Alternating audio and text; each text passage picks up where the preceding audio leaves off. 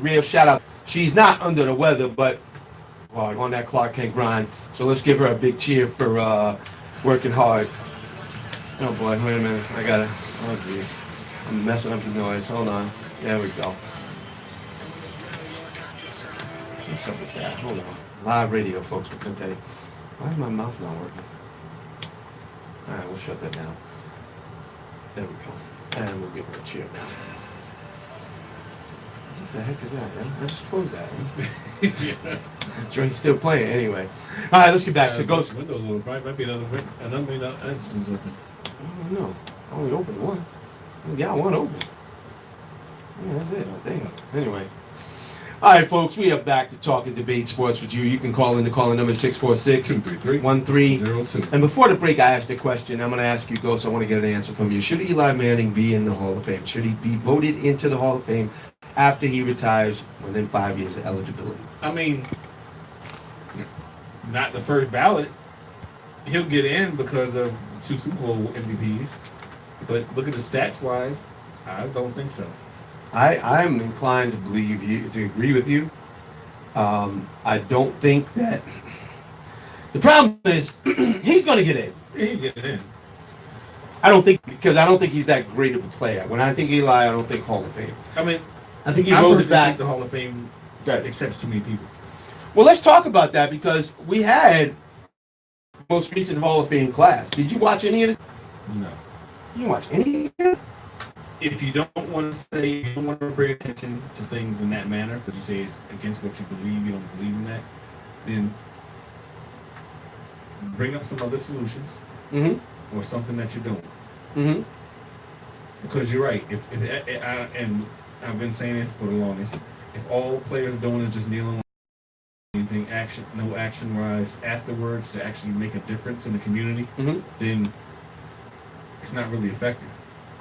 Well, we need people to put out there what they're doing, and it'll create like a snowball effect, and people follow their lead.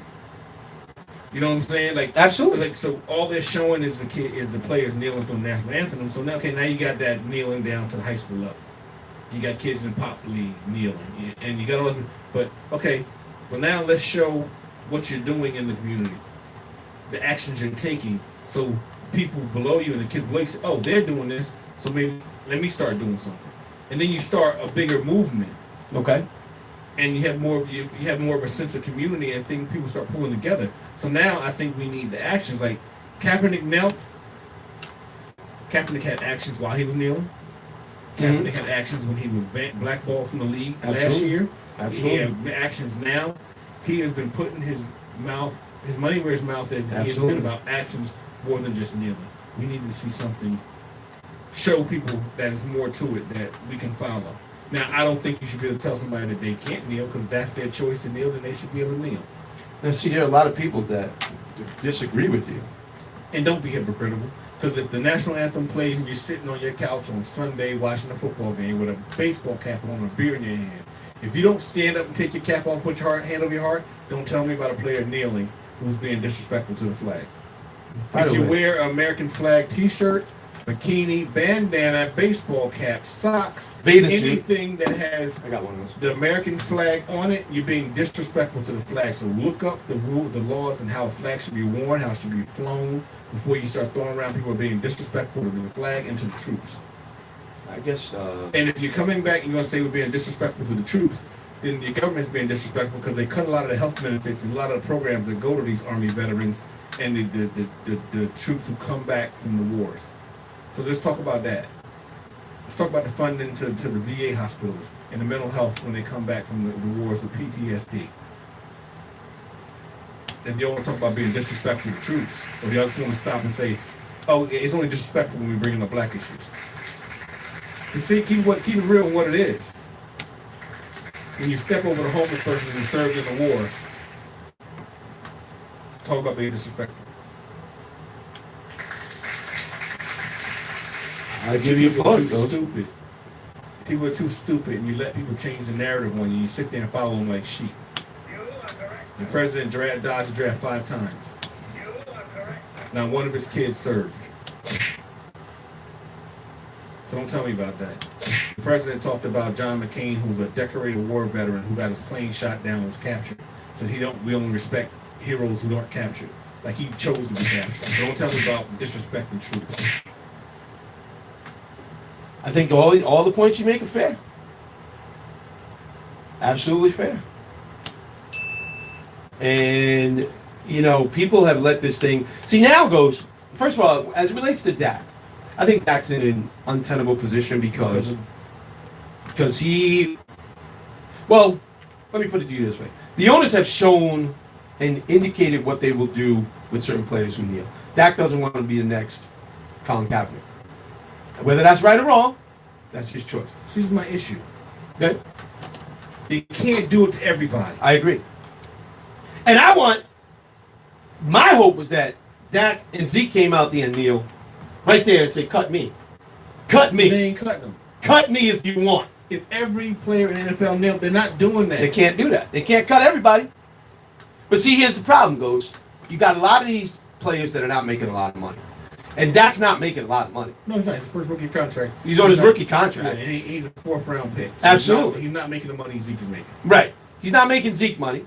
And he's concerned about his next contract, his next job, his next team, if he has to move on from the Cowboys, and how it's going to play out. So I understand that, and I can't... I mean, I could, but I won't ask him to take money out of his pocket. He's got to do what's right for him and his family. I understand it on some level. I don't agree with it.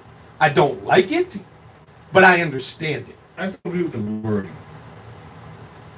They never. Things like no Cowboy players ever knelt except for that Cardinals game. But if you're gonna say that you don't want to kneel for your own personal reason, then say what you're doing.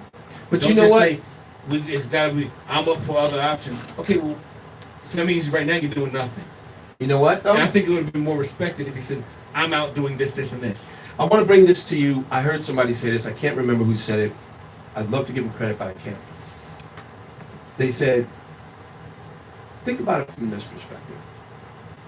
You know how Jerry Jones is. He's a snake. Mm-hmm. Went up to Dak on the sideline. Hey, Dak, how you doing, man? Damn, you're not thinking about kneeling. Dak. You remember, we took a chance on your 4th-round pick, man. We got you this thing. We gave you this stuff. So now, you really ain't going to bring no bad publicity. And then, think about it from this respect. Go up to Zeke. Hey, Zeke. Hey, man, you remember how hard I was fighting for you? I supported you, Zeke. These are young guys. No, I understand that. Being manipulated by an older, very successful man. And, you know, there's a power dynamic there. Nah, Mr. Jones, nah, sir, Nah, Mr. Jones, I'm just happy to be a Cowboy. You took a chance on me when nobody else would. Yeah, Dak, people passed on you, man. We brought you in this league. And Zeke, we supported you. When everybody was saying this about you, we were fighting for you. Think about that aspect. But if he said to Zeke right now, Zeke said, you know what then? I'm going to kneel and cut me. I'll find a job. But see, it's easy for us to say that. No, but I understand, but no. Right now, I will find a job. I don't know, but I'm just saying, when you got your boss standing there, and he's selling you on all the things, hey, Dak, you remember, man, we picked you over Romo. We gave you this job. No, you didn't pick me over nobody. That's not the way it's going to play out. But I'm going to say this is what that, if he's going to, you didn't pick me over anybody because I played well. Because if I didn't go out there and produce, you would have had no problem putting Romo back in. So you're the face. You didn't give me nothing. Come on, Dak, you're the face. If I was the face and you were worried about me, then you wouldn't put me in that position. Well, Jerry, but remember who drafted you when all those teams passed on you. We took a chance with you, and we know you're going to support the Dallas Cowboys. Mm-hmm. But you can see how that could be an intimidating conversation. When Jerry's sitting at his big desk and Dak's sitting on the other side, you know what we got to do here, right, Dak? But yeah, you're right there. I ain't going there. Now when I go out and ball this shit, don't call me about a contract because I'm going into it. I don't know, man. I'm just saying. People, it's easy for us to say. No, I understand that part. I just think the way he worded it, right, could have been better. I agree. He could have said something different because then you say, it's not the right time to kneel. You can't tell what other people when they feel the right appropriate time is. Right. You say it's not appropriate for me. I'm going to do this, and this is how I choose to support the cause. Is that what you're saying? Something like that? I'm not going to kneel, but don't basically poo on everybody who's doing it. Yeah. and make them and then put more of an eye on. Because no, you can't tell somebody when's the right time for it. Right. When's the right time to bring up injustices? Oh, you know what? And They a shouldn't protest do is it. not supposed to be comfortable. It's not not supposed make to you be. uncomfortable to change. Right, exactly. If everybody comfortable, ain't nothing changing. Ain't nothing changing. It's supposed to cause unrest. It's supposed to make people think. It's supposed to get in the way of the status quo. Yep. Because if you don't get in the way of the status quo, like Go said, nothing changes. They ain't stopping beer sales doing the national anthem. Come on, man. That's money. Yeah, but we worry about disrespecting the flag. Yeah. Your hoods Showing. showing. Listen, I don't know. But, you know, I don't know. A lot of people say, are you tired of the protest, Ghost? No. I'm not. Protest every single game. Take a knee every single game because you know what? It's aggravating people who don't want the status quo upset. I agree. I love it. I mean, I'm down for it. And nobody should be able to tell you when you can and when you can't. I'm down for the protest. I want every player to stand up to do what they feel is right, whether it's raise a fist. I want every player to do something. I want every. What is? If they were out there protesting domestic violence, bringing awareness to cancer, bringing awareness to anything else, oh, that's great. We love you for it. We want our athletes to take pride. We want our athletes to take a role in the community. We want our athletes to stand up for social issues. Let me play this one. Well, you're killing a lot of unarmed black and brown people in the community. Let's bring attention to that. Let me just play this one, No, Ghost. don't bring that attention. While we're on this topic, let me play this one clip. It's about 1 minute and 12 seconds. I haven't done a clip in a while, and I think we're okay on this one. Let me just play this one clip because I think it's worth it. Here it is. Listen to this guy as he speaks. So I just created this just gotta wait website for the ad to go by. In 2 and 1, we're gonna skip the ad. Oh yes, I love this guy. About getting this football team ready to play in another Super Bowl. It had been 22 years since Jerry they hates have, him. and only 3 playoff wins in those 22 years. But Jones talks about that almost every year anyway. And he has been talking too much this week about all the problems the NFL is still having off the field. Jones and his son Steven were saying the other day that any player who takes a knee and doesn't toe the line during the national anthem won't be playing for the Dallas Cowboys anymore. It's incredible to me that a player can beat up a woman and play for the Dallas Cowboys. A player can use illegal drugs time and time again and still play. But you take a knee to protest the racial injustice in America, and now you've crossed a line that he will not allow. Jones loves and respects the national anthem so much that when it was being played before the start of practice Saturday, he left his cap on. And when he was told about the mistake he was making, he still left his cap on. He who makes the rules apparently doesn't have to follow them. I'm Dale Hanson. Dale Hanson, the great Dale Hanson, sportscaster out of Dallas. He had a good one speech about when the kneeling started on TV, and he had all the points he made. When I will pull it up, I can find the clip and put it in, but he made some good points. I like him as a reporter. I like Dale Hanson after that. And he's one of the guys that, like you said, they say Jerry hates.